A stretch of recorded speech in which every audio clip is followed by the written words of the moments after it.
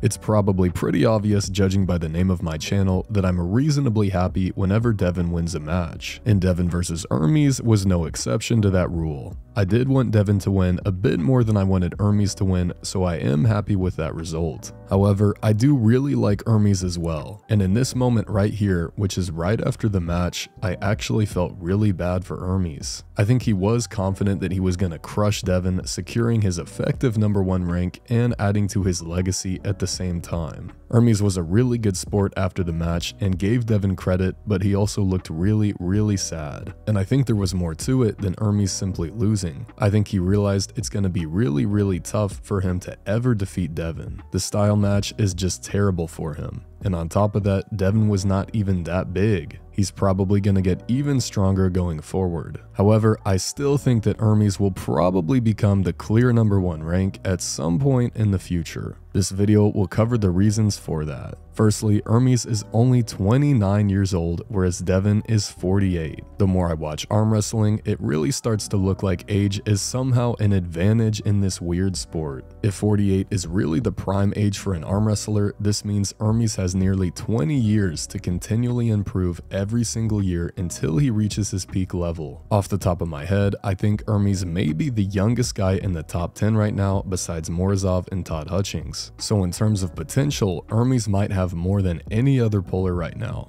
Secondly, Ermes can hugely optimize his flop press. We saw in the Devon and Gennady match that if you want your flop press to be effective against Devon, you have to isolate his bicep. The best way to do this might be just a flop press off the go. If you try to control the hand first, you're giving Devon way too much access to his shoulder. I think Ermes either needs to flop press immediately off the go or transition faster right after the hit like we see here from Matt Mask. If you give Devon any time at all to bump you off your shoulder, the match is over. Thirdly, Ermes doesn't need to beat Devon in order to become #1. The only thing he has to do is beat the #1 guy. I can see potential for Devon losing to Gennady, for example, and then Ermes beating Gennady. Gennady has a great style match against Devon, and Ermes has a great style match against Gennady. Being #1 doesn't mean you have to be capable of beating every single puller on the planet. It only means you have to beat the guy who is currently #1. I could definitely see this being a possibility in the somewhat near future. And finally, the option that I think is in reality the most likely, and that is Devon simply retiring from the super heavyweight division.